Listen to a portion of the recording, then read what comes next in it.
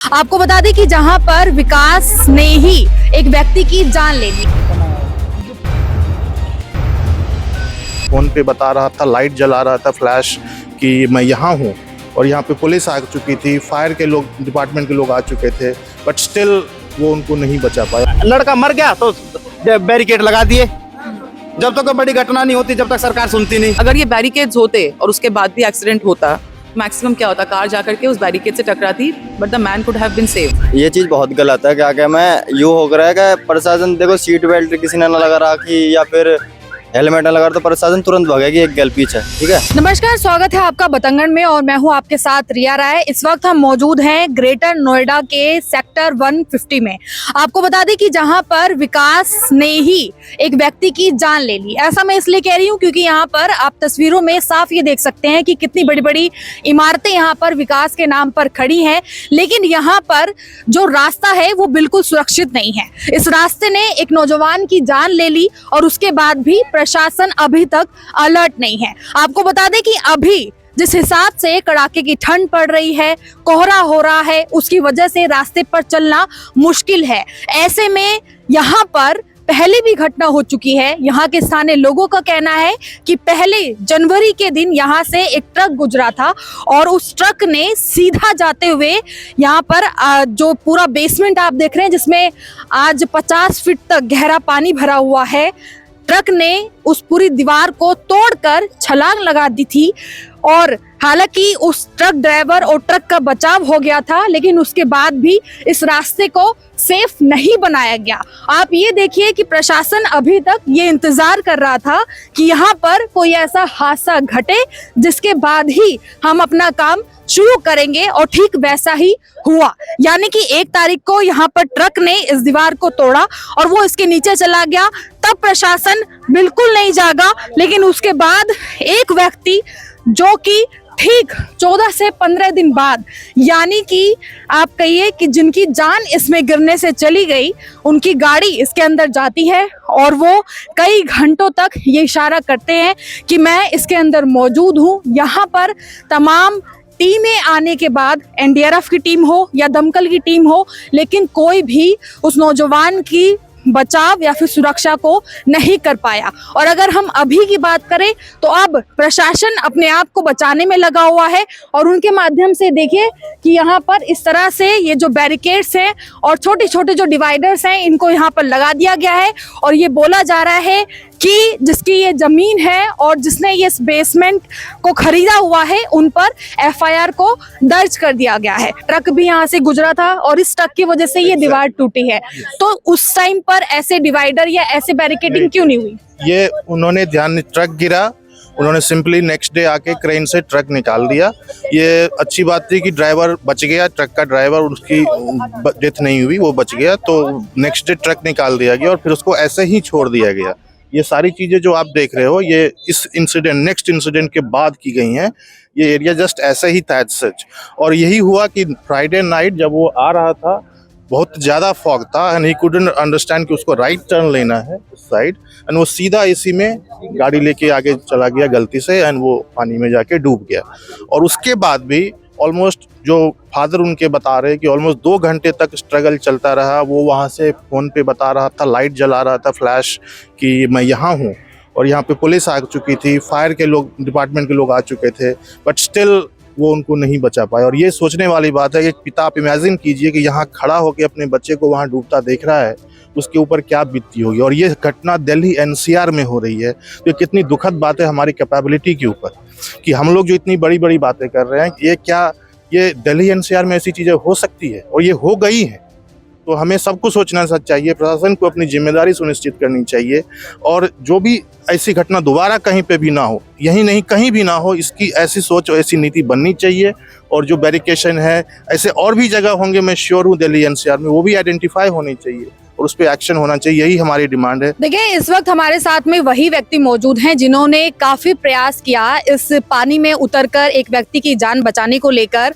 आज इन पर भी कई सारे सवाल उठ रहे हैं, लेकिन सवाल ये है कि जहां पर प्रशासन से सवाल होने चाहिए, आज उन्हीं सवालों के जवाब देने पड़ रहे हैं जो कि प्रयास में जुटे हुए थे। सर क्या नाम है आपका? मोनिंदर है जी। जी, आप मौके पर यहाँ पर मौजूद थे, आपने पूरी घटनाक्रम को देखा है, प्रयास भी आपने किया, क्या क्या हुआ था और प्रशासन की टीम कितनी बड़ी संख्या में यहाँ पर मौजूद थी और क्या उनकी तरफ से भी कोई प्रयास किए गए या नहीं, सारी जानकारी। 16 तारीख की रात की घटना है जी ये। घटना यह है जी, ज्यादा धुंध होने के कारण युवराज गाड़ी अनियंत्रित होने के कारण सीधा इस जोड़ में दाग गई। आप दिखा भी सकते हैं, वैसे अगर आप दिखाना चाहते तो गाड़ी सीधी वहां पे गिरी थी। ठीक है जी, यहाँ पे कोई बैरिकेड नहीं था, कुछ भी नहीं था। जब से ये रोड बना है 10 साल होगी से कम हम बहुत पहले से देखते आ रहे हैं, बचपन से मैं यही कहूँ, जब से कुछ भी नहीं है। अगर कोई नया इंसान धुंध में आ जाए ना तो वो 100% निश्चित गिरना है, इसमें निश्चित गिरना ही गिरना है। ये देखो ये लगा हुआ है ना, ये अभी 6 महीने पहले लगा है, ये भी नहीं था, ये भी नहीं था, बिल्कुल खाली था। ये ऐसे समझो किसी, ये रोड सीधा ही हो।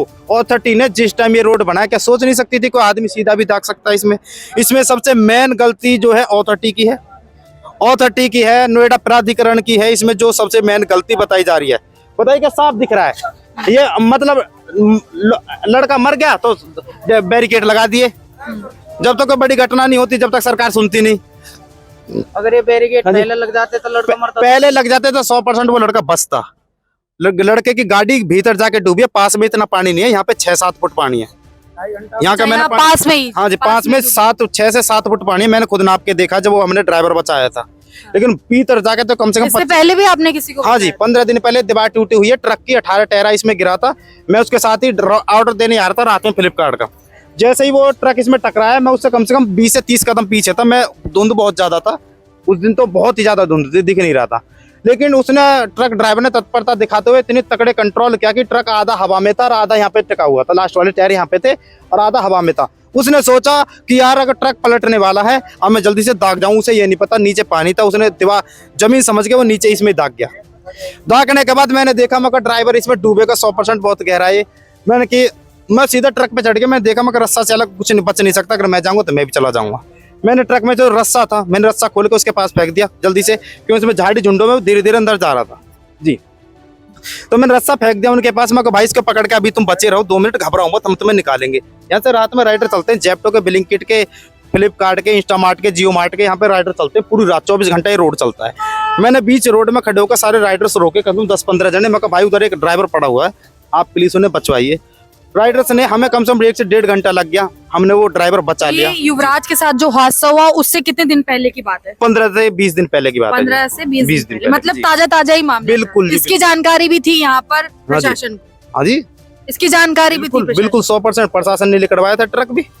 अच्छा, लेकिन उसके बाद भी कोई बाउंड्री नहीं हुई? आज जो ये लगे हुए हैं ड्राइवर डिवाइडर और बैरिकेड्स, ये पहले नहीं लगाई गई? नहीं जी, कुछ नहीं था, कुछ नहीं था जी, कुछ नहीं। मौत का तांडव था, सच्चाई बताए। तो यहाँ पर मतलब आप देख सकते हैं कि जिन्होंने युवराज की जान को बचाने के लिए प्रयास किए थे, उन्होंने प्रशासन के सारे करतूतों को खोल कर रख दिया है। उनका ये कहना है कि यहाँ पर मौजूद जितनी भी टीमें थी, उनके पास तमाम वो सामान बचाव का होने के बावजूद भी कोई भी इस मैदान में, खुले मैदान में नहीं उतरा। और आज युवराज हमारे बीच में नहीं है। कोई भी स्ट्रीट लाइट नहीं चलती यहाँ? नहीं, स्ट्रीट लाइट्स हैं, बट जिस दिन ये इंसिडेंट हुआ था उस दिन अराउंड 8:30 और 9 के आसपास जो मैंने देखा था अपने फ्लैट से, ये पूरा ब्लैकआउट था एरिया। ये तो मैंने देखा था, पूरा ब्लैकआउट था, मतलब यहाँ पे बिल्कुल भी कोई रोशनी नहीं थी। मैं 6th फ्लोर पे रहती हूँ, मैंने अपने फ्लैट से ही देखा था एक्चुअली, एंड पूरा ब्लैकआउट था। यहाँ पे एक भी स्ट्रीट लाइट नहीं जल रही थी उस दिन, but that was somewhere around 8:30 और 9। उसके बाद में अगर देर रात को ऑन हुआ ऑफ हुआ ये मुझे नहीं पता, बट उस टाइम पे तो पूरा मतलब ब्लैकआउट था कंप्लीट। अच्छा, इसके अंदर जो ये पानी भरा हुआ है, इतना फिट ये गहरा है, नीचे होता जा रहा है, ये सारा पानी कहाँ से आया? ये आई थिंक जब वो बारिश हुई थी ना काफी ज्यादा दिल्ली में इस बार, तो जो यमुना का पानी जो बहा था इस तरफ, आई थिंक ये वो है ज्यादा। पानी पहले भी था पर ज्यादा तब गहरा उस चलते हुआ है ये, जो फ्लडेड हुआ था ना पूरा ये रीजन, आगे जाकर के भी पूरा यमुना का पानी इधर आ गया था, ये वही है शायद जी। तो मतलब इसकी कोई साफ सफाई या फिर कुछ ऐसा नहीं? ये पानी पहले से इतना है। अच्छा, ये सारा पानी जितना भी मतलब यहाँ पर जो ये मल्टी स्टोरीज बनाई गई हैं, कुछ लोगों का ये कहना है कि इनसे जो पानी आता है वो सारा इसके अंदर आ रहा है। नहीं, आई डोंट थिंक सो, वो पॉसिबल नहीं है। ऐसा नहीं, सीवेज का वाटर ऑब्वियसली यहाँ नहीं आएगा। ये पहले से ही वाटर बॉडी था, जो मैंने सुना कि बारिश में ही और गहरा तब और पानी इसमें बढ़ गया, बट सीवेज वाटर नहीं है, ये पहले से ही है। इन्हें नए तरीके से बनाया भी नहीं जा रहा है, ना यहाँ पर कोई ऐसी चीज लगाई गई है जिससे कि इसकी एक बाउंड्री हो सके। देखिए मैं तो बाउंड्री का तो आई थिंक बाउंड्री तो ऊंची है, पानी का लेवल भी बढ़ता रहता है, तो उस पर तो आई can not comment, but I think जब ये दिख रहा है कि एक एक्सीडेंट हो चुका है तो एज अ प्रोएक्टिव मेजर, जैसे अभी जो बैरिकेड्स लगा रहे हैं वो पहले से लगा देते हैं। अगर ये बैरिकेड्स होते और उसके बाद भी एक्सीडेंट होता, मैक्सिमम क्या होता, कार जाकर के उस बैरिकेड से टकराती, but the man could have been saved. But अभी जो हुआ है तब ये तो कोई सोच भी नहीं सकता। अगर ऐसे मैं भी ड्राइव करती हूँ, I can not even think कि something like this can happen. अब जब हुआ तो लगता अच्छा ये भी पॉसिबिलिटी है। एक मिनिमम बैरिकेडिंग है, I don't think that is a very big ask. ये सरकार को खुद ही कर देना चाहिए था। यहाँ मैं देखने को तो ये हुआ कोहरा जब हो गया ना, कुछ ना दिखता, ठीक है। अरे ये घटना जो हुई है ना, एक कोहरा की वजह से हुई है। अरे ये चीज जो होती है ना, जो बैरिकेड लग रहे हैं, ये चीज पहले होती ना तो ये घटना ना होती। देखो गाड़ी हम भी चला, मैं यूसी हमारी गैल भी होश का हो, ठीक है, पर ये चीज बहुत गलत है। क्या क्या मैं यूँ हो रहा है कि प्रशासन, देखो सीट बेल्ट किसी ने ना लगा रखी या फिर हेलमेट ना लगा तो प्रशासन तुरंत भागेगी एक गैल पीछे, ठीक है। पर इन चीजन के लिए ना कई बार होगा घटना, 3-4 बार होगी, पर अभी तक कोई गौर ना दी।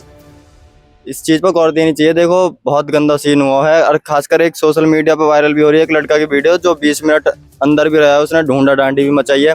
जहाँ तक कि यहाँ पे एसक्यू वाले और पुलिस वाले भी बहुत है, ठीक है, और रस्सा भी है उन पर, मतलब सब चीज क्रेन वगैरह, जो बॉडी भी ना लिकाटी गई ना कार लिकाटी गई, मतलब कोई उतरा नहीं, कोई भी नहीं उतरा, कोई कार भी नहीं लिकड़ी, कार यही में तो है, यही में ही है, गाड़ी यही में ही है। तो सरकार से यही है कि बहुत केस हो रहे हैं भारत में, खासकर ग्रेटर नोएडा हमारा ही फेमस है। कहा मैं फेमस है, ऐसा फेमस है, यू का इतना गंदा सीन हो रहा बस। दोस्तों, हम जनता की आवाज बनकर सच्ची पत्रकारिता कर रहे हैं। लोगों की समस्याएं, उनके सवाल और सच को सरकार तक पहुंचाने का काम कर रहे हैं। बस आपका थोड़ा सा साथ चाहिए। इस वीडियो को ज्यादा से ज्यादा ग्रुप्स में शेयर करें ताकि हर आवाज सरकार तक पहुंच सके।